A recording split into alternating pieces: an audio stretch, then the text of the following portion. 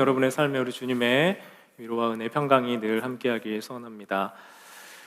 초기 교회로부터 우리 부활절 이후에는요 50일간의 기쁨의 50일이라는 절기를 보냈습니다. 근데 그 절기 동안 이제 예수 그리스도께서 주신 기쁨, 생명, 그리고 주님을 기억하며 웃고 보낼 수 있는 아주 행복의 기쁨의 시간입니다.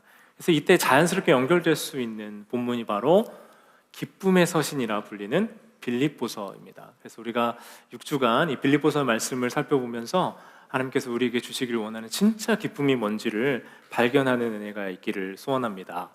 그런데 여러분, 제가 이제 이 주제와 본문을 정하고 말씀을 준비하는 과정 속에서 주제가 뭐라고요? 기쁨인데 제 마음 안에 기쁨이 없는 거예요. 그래서 제 마음 안에 왜 이렇게 기쁨이 없을까? 생각해 보세요, 여러분. 기쁨을 설교를 해야 되는데 기쁨이 없는 목사가 기쁨을 설교하는 게 말이 되겠어요? 제가 고민을 하고 하나님 앞에 머물러 있으면서 어떻게 할까요? 제일 쉬운 방법이 뭡니까? 주제를 바꾸면 됩니다. 그래서 뭔가 다른 주제로, 심각한 주제로, 제가 지금 요즘에 고민하고 있는 주제를 얼른 바꿔가지고 전하면 돼요. 근데 여러분, 제가 이제 이 준비하면서 어떤 마음이 들었냐면, 제가 보니까요, 어쩌면 이 기쁨이 좀 없는 게 저만의 문제인가? 우리 성도들 마음 안에, 현대를 살아가는 우리의 마음 안에 이 기쁨이 사라진 것 아닌가라는 생각이 들었어요. 그래서 부족함 없는 시대에 살잖아요, 우리는. 뭐가 없어서 사실 너무 궁핍하고 어려워서라기보다 삶은 풍족한데 기쁨을 잃어버리고 살고 있는 우리에게 하나님께서 이 말씀을 통해 우리를 회복시켜 주시고 소망 주시기를 소원합니다. 제 안에 그런 마음이 있고, 이 뭔가 내 마음에 기쁨 없음과 한 6주 동안 씨름을 하면서 말씀을 전할 기대를 하니까 제 마음 안에 기쁨이 생기는 거예요. 여러분 안에도 그런 기쁨이 있으세요? 여러분 마음 안에 그런 기쁨이 여러분 표정 보니까 기쁨이 없어. 안 물어봐도 되겠어요.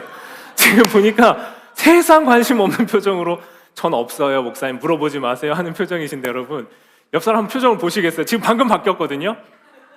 네, 방금 바뀌었는데 제가 여기서 봤던 기쁨에 대한 이야기를 시작하는 여러분의 표정은 목사님 저도 기쁨이 없습니다에 말하지 않고도 동의해 주시는 표정이었습니다. 감사합니다. 그래서 제 안에 신기한 게요, 우리 안에 없는 기쁨, 그게 이 말씀을 통해서 우리가 하나님 앞에서 씨름하고 하나님 주신 그 말씀을 통해서 기뻐질 것이다라는 기대로 회복되는 그런 기쁨이 저뿐만 아니라 우리 모두에게 있기를 주님 이름으로 축원합니다. 근데 우리는 진짜 생물학적으로 사는 삶 이상의 삶을 원해요.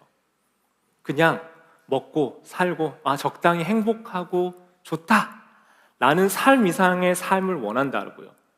그런데 무엇이 여러분을 기쁘게 해주십니까? 그 어떤 거에 대해서 여러분 점점 더 무감각해지고 점점 더 무덤덤해지고 예전에 기뻤던 것도 나에게 그다지 기쁨이 되지 않는 삶을 살고 계신 것 아닙니까? 근데 기쁨이 도대체 뭔가? 우리 분명 웃잖아요, 그죠? 방금도 웃었어요. 그리고 무언가로 즐겁습니다. 음식 맛있는 거 먹으면 기분 좋고요, 또 좋은 일 생기면 행복합니다. 요즘엔 좀 덜 쓰는데 한참 예전에 많이 쓰던 말이 있어요. 소확행 아세요? 뭘까요? 소소하지만 확실한 행복, 작지만 나한테 분명한 행복을 이야기하는 말이었어요. 그래서 소확행에서 가장 많이 했던 게 뭐냐면요, 먹는 거예요. 먹으면 입에 닿는 순간 즉각적인 느낌이 오잖아요. 그러니까 맛있는 걸 먹어서 기분이 좋아져. 그 다음에 내가 쉴 수 있는 환경적인 것들이 허락돼서 편안하게 쉬는 것. 그래서 그 좋은 것도 보면서 즐겁다, 행복하다, 좋다라고 느끼는 것. 근데 여러분 아시죠? 오래 가요? 별로 오래 안 갈 겁니다. 맛있는 음식, 편안한 휴식, 그 감동적인 어떤 장면들도 금방 지나가 버린답니다. 그러니까 우린 그 다음 또 하는 게 뭐예요? 또 다른 자극을 찾는 거예요. 더 나은 자극들을. 저 어릴 때는 모르던 말이 요즘에 저희 아이들도 쓰는 말이 있어요. 도파민. 뭔가 좋을 때 나오는 어떤 호르몬이잖아요. 근데 그게 자극이 강하면 강할수록 그 강한 자극에 반복되면 반복될수록 우리의 그것에 대한 반응이 점점 무뎌지는 거예요. 그 감각이 둔해진다고요. 예전에 웃고 즐겁고 나를 행복하게 해주던 것도 별 감흥이 없게 만드는 거예요. 근데 애들 보면, 여러분 이따가 교육부 우리 아이들 보면 어때요? 오늘 아침에도 이제 일부 예배 끝나는데 아이들이 막 으악 울면서 들어보고, 또 아까 가봤더니 자기끼리 모여가지고 청소년부실에 꼭 가가지고 또 아동부 애들이 또 거기서 우르르 모여 있어요. 그러니까 애들끼리 자기들끼리 막 하하 깔깔 울면서 얘기를 해요. 아이들 표정이 살아 있습니다. 아이들은 작은 일에도 기뻐하고 반응하는데, 여러분들은 무슨 얘기를 해도 하면서 바라보는, 그런 우리의 무덤덤함과 무감각적인 것들을 경험합니다. 그래서 여러분, 오늘 말씀 시작하기 앞서서요, 이 말씀 안에서 쾌락과 행복과 기쁨을 조금 분류할 필요가 있습니다. 표를 한번 보여주시겠어요? 네, 한번 보시면 잘 보이시는 분도 계시겠지만 이게 잘 안 보셔도 괜찮아요. 쾌락은 뭐냐면요, 쾌락은 즉각적인 이 반응이에요. 나를 향한 거예요. 그러니까 방향이 어디로 가 있냐면 나를 향한 거여서 그 지속되는 지속성이 별로 오래가지 않습니다. 그러니까 나의 감각을 통해서 나를 만족시켜주게 해주는 어떤 것을 느끼면 그게 우리의 쾌락이 되는 겁니다. 맛있고 편하고 즐거운 내 안에 들어온 자극이 나를 만족시킬 때 느껴지는 것을 쾌락이라고 그래요. 그리고 그 순간적으로 왔다가 순간적으로 사라지는 이 쾌락이 비교적 지속될 수 있는 상태가 행복이에요. 어렵지 않으시죠? 그러니까 이런 크고 작은 쾌락들을 내가 어렵지 않게 자주 반복해서 느낄 수 있는 상태를 우리가 행복이라고요. 그러니까 행복이 원천이 어디예요? 이 쾌락들을 자주 느낄 수 있는 내 상황적인 거예요. 이 상황이 받쳐줘야 돼요. 어떤 조건이 계속되어야 되고요. 나를 중심으로 한 이런 상황들이 계속되기를 원한다라는 거죠. 그러니까 행복엔요, 조건이 있어요. 어떤 상황이 받쳐줄 때 느껴지는 거예요. 그 쾌락을 느낄 수 있는 환경이 갖춰지지 않으면 우리는 행복하다고 느끼지 못해요. 근데 그리스도인들이 잘하는 게 있어요. 우리 주님께서 나를 구원해 주시고 내가 하나님의 자녀라고 느끼면서 뭘 해요? 그 행복의 기준을 낮춰요. 그러면 내가 그래, 난 하나님의 자녀야, 나는 행복한 사람이야 라고 스스로 이렇게 생각을 합니다. 그러면서 이 기준을 말을 낮추고 나면 어떻게 돼요? 그래, 난 충분히 행복해, 없어도 감사하고 부족해도 하나님 자녀야 라고 생각해요. 이게 나쁜 건 아니죠. 그런데 우리가 정말 그냥 그래, 이 정도면 행복해 라고, 이 정도면 감사해 라고 느끼는 것과 저기 끝에 있는 기쁨이 다르다라는 거예요. 하나님을 통해서 하나님이 우리에게 주시고자 하는 게 뭐라고요? 기쁨이라고요. 근데 그 기쁨이 우리 안에 없다는 거예요. 기쁨을 발견할 수 없다는 거예요. 왜냐하면 제 기쁨은요, 저 끝에 표현되어 있는 것처럼 우리의 존재가 하나님 앞에 어떤 존재인지를 확인하고 특별히 관계 안에서 나오기 때문에 그래요. 이게 하나님과의 관계도 그렇지만 타인과의 관계 안에서도 굉장히 영향력이 있어요. 나를 향해 들어오는 것도 아니고 나를 중심으로 돌아가는 것도 아닌 나를 넘어서는 것과 나를 넘어서는 어떤 존재와 연결될 때 생겨나는 거예요. 그러니까 이 기쁨만이 나의 환경이 어떠해도, 또 고통 가운데 있어도, 어려움이 생겨도 그 기쁨이란 감정만이 그 모든 상황들과 함께 할 수 있는 감정이 좀 있습니다. 그러니까 오늘 바울을 보면요, 좀 이상한 소리를 해요. 이 바울이 얘기하는 이 기쁨을 얘기할 수 없는 상황이라는 거예요. 오늘 말씀의 본문이 되는 빌립보서, 6주간 살펴본 이 빌립보서는요, 옥중서신으로 분류가 됩니다. 바울은 여러 차례 감옥에 갇혔는데 그 중에서도 아마 로마에 갇혀 있을 때 거기 생애 말년에 기록된 편지라고 여겨져요. 네, 에베소서, 빌립보서, 골로새서, 빌레몬서, 이 네 가지 편지는요, 바울이 어디 있을 때 쓴 거냐면 감옥에 있을 때 쓴 편지예요. 감옥에서 쓴 편지라니까요. 근데 오늘 본문을 함께 보세요. 3절, 4절 말씀입니다. 다시 한번 힘있게 한번 이 말씀 읽어볼까요? 함께 하십니다. 시작. 나는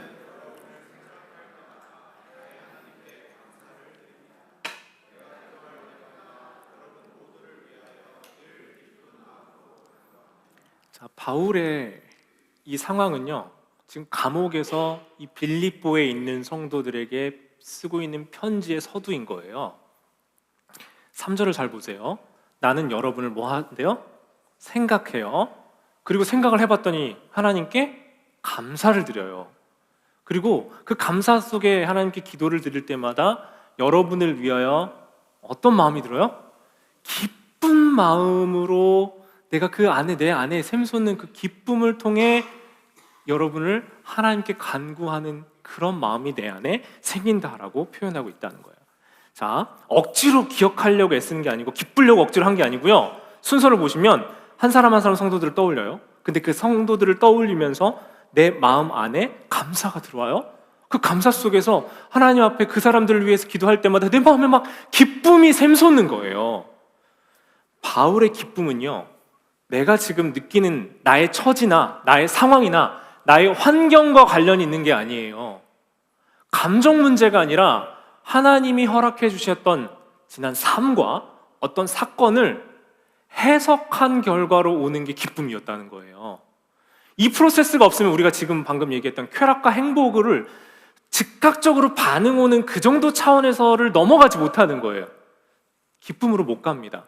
근데 바울의 기쁨은 어떻게 가냐면 그들을 기억하고 생각하고 하나님께 기도하면서 감사하게 되고, 그리고 그 결과 하나님이 주신 그 기쁨이 내 마음속에 그 삶에 대한 해석의 결과로 물밀듯이 밀려 올라오고 있는 것을 경험하고 있다는 거죠.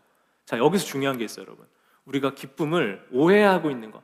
기뻐, 기뻐, 좋아, 이런 감정 있잖아요. 이거는 내가 감정적으로 탁 치면 아픈 것처럼 느껴지는 즉각적인 감정이 아니라는 거예요.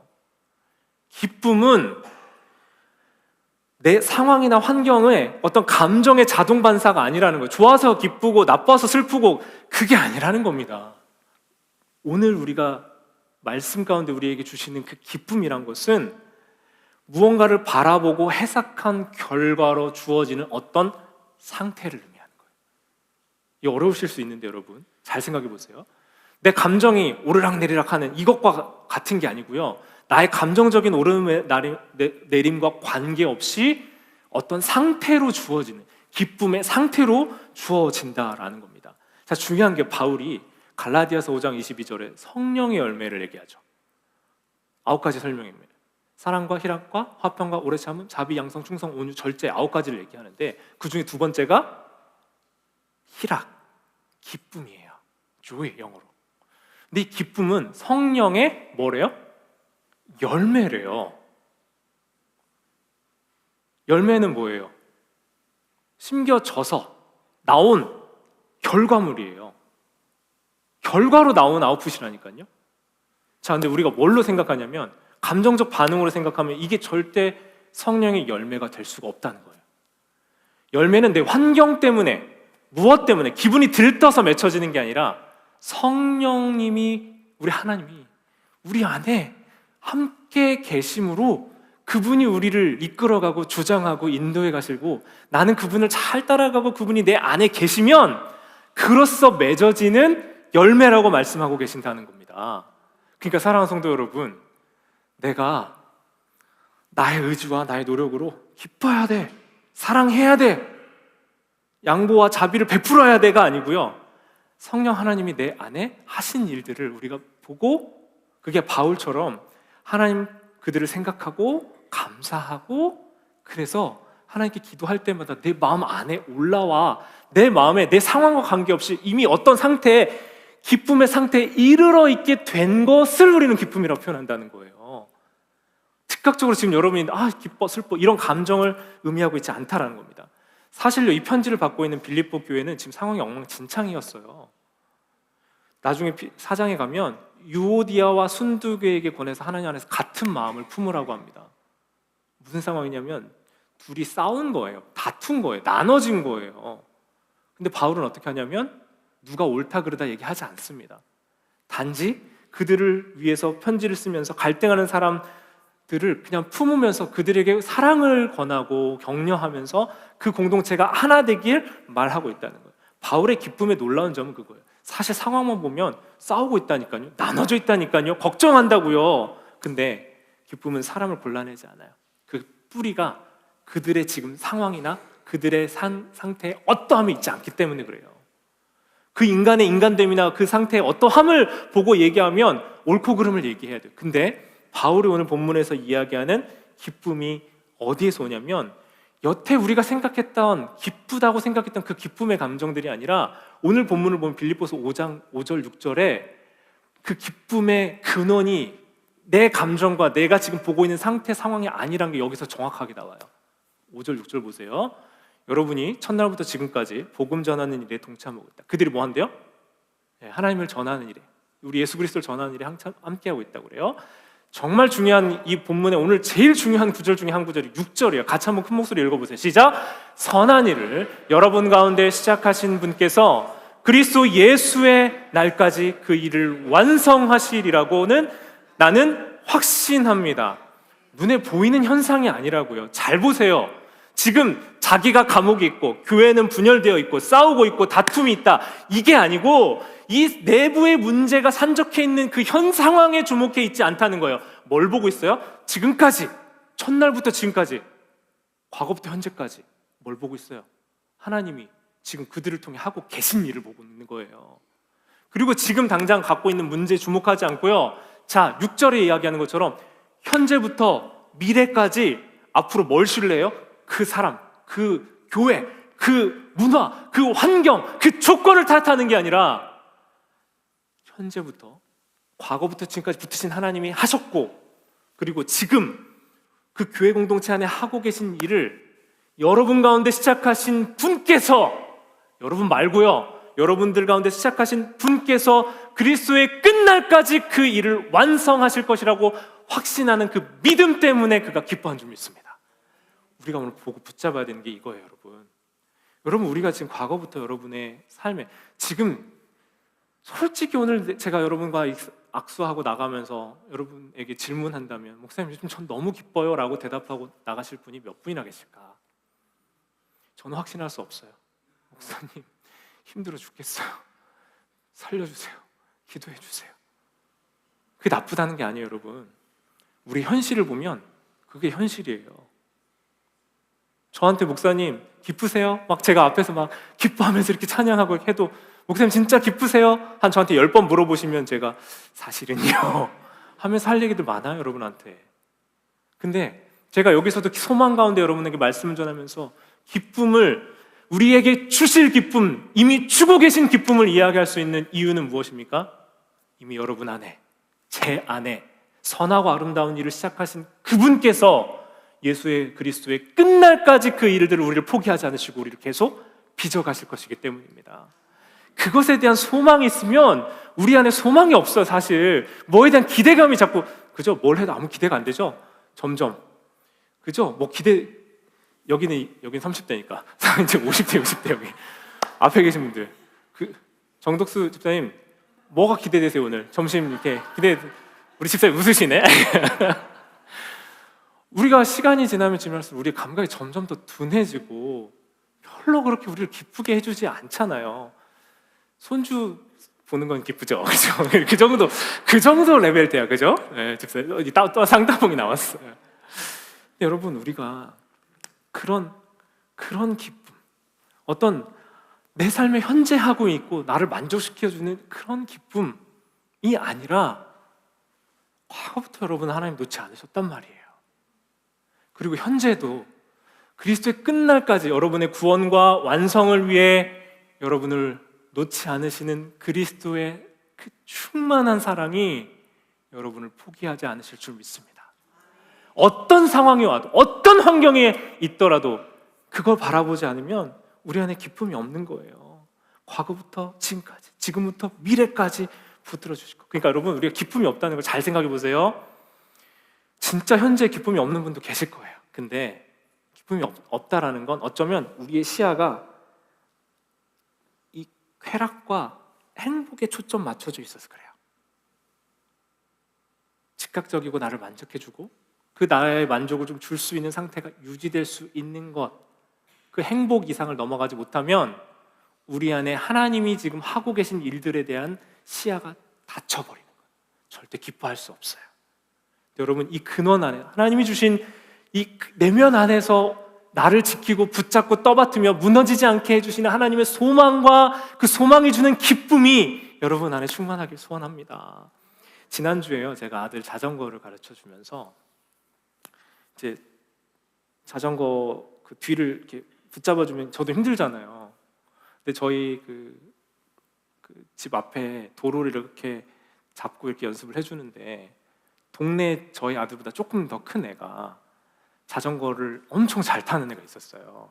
그러니까 제가 이렇게 힘들게 잡아주면서 아들 따라가고 이제 땡볕에 이렇게 딱 가고 있는데 얘는 어떻게 해요? 이렇게 왔다 갔다 주면은 빙글빙글 돌면서 올라갔다가 내려갔다가 좀 있으면 자전거를 또 바꿔서 다른 걸 또 가져오는 거예요.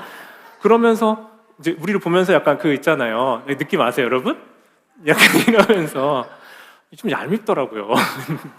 저희 아들은 계속 아빠 엉덩이가 아파, 아빠 팔이 아파, 아빠 힘들어 하면서 그렇게 계속해 네, 하면서 자전거 연습을 시켰습니다. 여러분, 제가 그 순간에 느꼈던 이 상황의 어떤 감정들이요, 저희 아들은 지금 배우는 과정이잖아요. 온몸에 힘이 너무 엉덩이가 아플 이유가 뭐가 있어요, 얘가. 근데 엉덩이가 너무너무 아프대. 그리고 팔에 힘이 가득 들어가 있어요. 왜요? 넘어지지 않아야 되니까. 어느 정도 이제 뒤에서 잡아주면 약간은 타는데 이 자전거와 하나가 돼서 내가 힘을 빼야 될 때 빼고 힘을 줘야 될 때가 어떻게 줘야 되는지 아직 그걸 온전히 느끼지 못했잖아요. 그러니까 온몸에 힘이 가득 들어가 있으니까 한 10분 타고는 내가 기진맥진해 있는 거예요. 그 다른 집 애가 이렇게 빙글빙글 돌면서 놀리는 사이에. 근데 제가 그 모습을 보면서 그 생각이 들었어요. 잘 타는 아이는 뭘 하는 거예요? 자기가 이 자전거에 내 몸을 맡겨요. 자기가 중심 잡으려고 이렇게 애쓰지 않는단 말이에요. 중심을 잡고 내가 넘어지지 않을 것을 알고 그 안에서 해 나간다는 거죠. 힘을 빼야 균형이 잡히는데 힘을 주다 보니까 균형이 안 잡힙니다. 제가 힘 빼, 균형 잡어 아무리 얘기해도 돼요, 안 돼요? 안 돼요. 왜요? 제가 경험적으로 체감해야 돼요. 그죠? 자기가 체험해보지 않으면 못하는 거예요. 하나님 안에 살아가는 기쁨, 내 힘을 빼고 하나님의 인도하심을 받는 경험은 제가 여러분에게 아무리 얘기해줘도 여러분은 알 수가 없을 거예요. 다만 매 주일, 매 순간 하나님 앞에 살아가며 크고 작은 씨름들 속에서 기쁨이 없지만 그 기쁨이 무엇인가, 어디서부터 오는가를 씨름하고 하나님께 구하며 나아가는 6주 과정들 속에서 하나님이 여러분에게 변하지 않는 참 기쁨을 주게 되실 줄 믿습니다. 이 과정을 통해 여러분, 그리스도인들은 어떤 사람이냐면 과정에 신실하고 결과를 맡기는 사람이에요. 과정에 신실하고 그 결과를 하나님께 맡길 수 있어야 되는데 과정부터 결과까지 내가 다 주고 있으려고 하니까 우리는 하나님을 신뢰하지 못하고 내 모든 힘이 내 현재 상황에 완전히 집중되어 있는 거예요. 그러니까 내 현재 상황을 붙잡고 사람을 붙잡고 내 인생을 붙잡고 결과를 붙잡고 있는 겁니다. 붙잡고 있음이 뭔가 되는 것 같아 보이지만 실제로는 내 힘이 너무 들어가요. 그러니까 지쳐버려요, 여러분. 제가 느끼는 게 화가 언제 나는 줄 아세요? 내가 최선을 다하는데 남들이 따라오지 않는다고 느낄 때 화나요.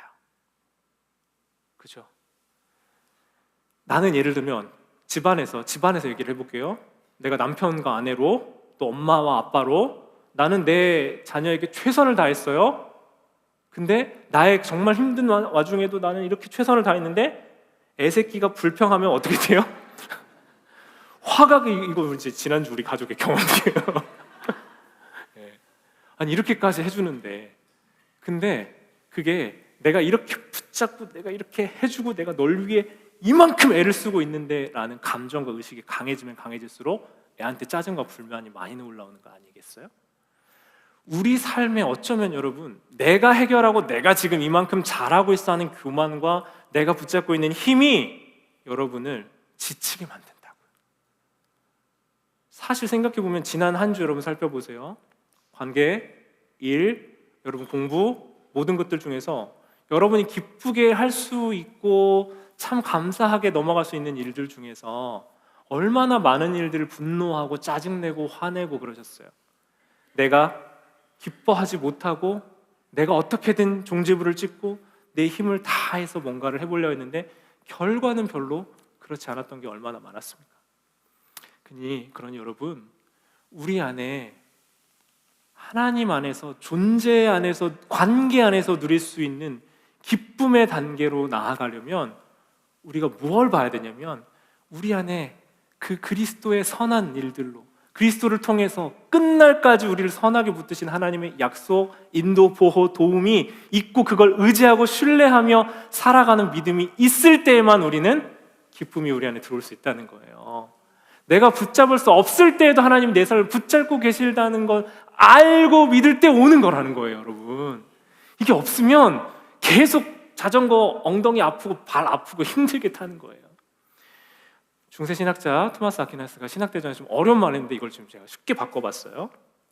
기쁨이 뭐냐? 사랑하는 것이 지금 내 곁에 있음을 알고 내 영혼이 더 이상 갈망에 떠들지 않고 머문다. 근데 이거를 좀 그냥 넘겨보세요. 이건 이제 영어 그 번역을 한국말로도 그냥 이렇게 풀어서 했는데 한 번 더 풀어볼게요. 그 다음 하나 넘겨주실래요?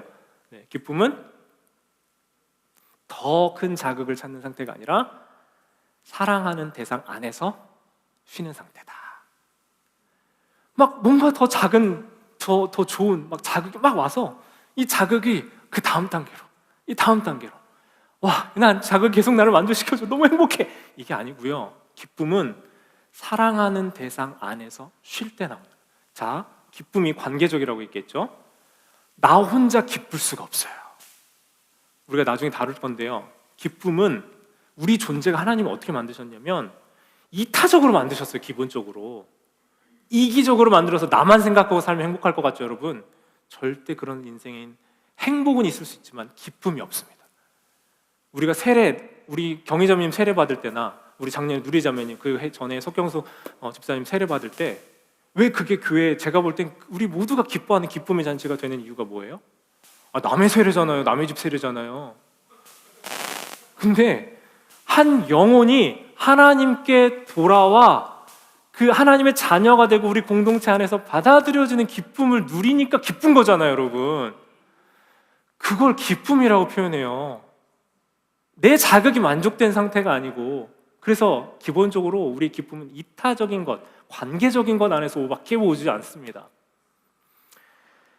도대체 무엇으로 이 기쁨을 얻을 수 있는가? 이 아퀴나스가 얘기한 것처럼 더 큰 자극을 찾는 게 아니라 내가 사랑하는 이들과 사랑하는 우리 주님 안에서, 그 사랑하는 주님 안에서 내가 안식하고 그분 안에서 내가 머물러 있을 수 있는 상태가 될 때 우리가 기쁘다고 이야기하는데 어떻게 그렇게 될 수 있냐고요. 오늘 설교 듣고 여러분이 나가면서 기쁘다 하면서 못 나가실 거예요. 시작합니다. 6주 동안 여러분 안에 있는 그 근원적인 기쁨을 발견하시고, 변하지 않는, 흔들리지 않는 편안함 말고 흔들리지 않는 기쁨을 계속해서 발견해가는 은혜가 우리 신신해태하는 장로교회 공동체에 있기를 원합니다. 오늘 말씀을 마무리하면서요, 히브리서 12장 2절의 말씀을 함께 봅니다. 믿음의 창시자이요 완성자이신 예수를 바라봅시다. 결론은 이겁니다. 예수 그리스도를 바라봐야 돼요. 그분이 우리에게 주시는 기쁨을 향해 우리는 나아갈 겁니다. 그는 자기 앞에 놓여있는 기쁨을 내다보시고 부끄러움을 마음에 두지 않으시고 십자가를 참으셨습니다. 그래야 그는 하나님 보좌 오른쪽에 앉으셨습니다. 예수님의 기쁨이 뭐예요? 예수님의 기쁨은 사단이 유혹했을 때 온 세상 네 발밑에 꿇어앉게 해봐, 너 갖고 싶은 거 다 갖게 해줄게, 그건 예수님께 기쁨이 아니었습니다. 예수님의 진짜 참된 기쁨은 본인이 오신 그 삶의 목적, 이유, 하나님이 보내신 그 이유를 완성하는 것이었어요. 온 세상을 위한 구원의 완성을 하는 것이 예수님의 기쁨이었어요. 그 기쁨을 내다보고서 뭐 하셨냐면 진정한 기쁨을 위해서 지금 십자가를 참으셨다고 이야기하십니다. 그 십자가를 참으신 예수 그리스도의 생명과 사랑이 누구를 위한 것이라고요? 우리를 위한, 나를 위한 일이시다라고요. 바로 여러분을, 저를 위한 십자가 앞에 있을 참된 기쁨을 향해 그 십자가를 참아내신 겁니다. 그럼으로써 예수님은 모든 승리와 이김을 허락해 주셨어요. 제가 신신할 때 처음 왔을 때는 한국 프랜차이즈가 우리 동네에 하나도 없었거든요. 근데 많이 생겼잖아요. 너무 좋죠? 막 계속 생긴대요. 근데 그 기쁨이 지금 저를 막 기쁘게, 저를 즐겁게 못 해줘요. 별로 안 갈 뿐만 아니라, 많이 못 갈 뿐만 아니라, 뭔가 나의 감정이나 감각 이런 것들을 즐겁게 해주는 거 말고요, 우리의 전체 인생, 제가 요즘에 죄송하지만 그런 얘기 많이 합니다. 인생이 정말 짧다. 그리고 내가 만족 삼고 내가 기쁘게 삼고 나의 목표로 즐거움으로 삼던 것들이 참 덧없다, 부질없다. 죄송해요, 아직 그럴 얘기할 나이가 아닌데. 근데 인생의 비밀들을 요즘 좀 알아가고 있는 것 같아요. 나를 그렇게 기쁘게 해줄 것들이 정말 나를 기쁘게 해주지 않더라. 우리 주님이 내게 주시는 저의 기쁨은요, 살리는 사람 될 때 기쁘더라고요. 한 영혼을 하나님께 돌아오게 하고 살리는 사람의 사명을 감당할 때 전 기쁜 사람인 걸 알고 저의 인생의 목표로 삼고 있어요. 여러분의 기쁨은 여러분의 어떤 목표를 이루는 것으로 오지 않을 거예요. 그 기쁨은 아까 얘기한 것처럼 더 자극을 찾는 상태가 아니라 사랑하는 그분을 신뢰하고 내 삶은 최선을 다해야죠. 근데 결과가 그분 손에 있음을 믿으면서 그분을 신뢰하고 그분 안에서 안식할 수 있는 그런 기쁨의 자리로 여러분을 초대합니다. 일부 예배 듣고 일부 예배 설교를 듣고 힘들어지신 분도 있어요. 제가 잠깐 얘기 나눠도 저의 기대는 설교를 듣고 기쁨이 회복되는 거잖아요. 표정이 보니까 기쁨을 완전히 잃어버렸어요. 근데 저는 낙심되는 게 아니고 기대가 돼요. 왜냐하면 그 기쁨이 무엇인지, 하나님이 주신 기쁨이 무엇인지를 존재론적으로, 아주 본질적으로, 근원적으로 찾기 시작하는 여정에 걸음을 떼셨다라고 믿기 때문입니다. 여러분 같이 한번 찾아볼까요? 우리 참된 기쁨. 그리고 이번 전체 시리즈의 주제는 그리스도, 나의 기쁨. 나의 기쁨, 그리스도입니다. 그분이, 주님이 나에게 주시는 참된 기쁨을 여러분 그걸 발견하고 누리는, 우리 석경성 집사님 기도해 준 것처럼 공동체 같이 느낌, 그 기쁨의 자리로 우리 함께 나아가면 좋겠습니다. 우리 함께 찬양하고 짧게 기도하겠는데요.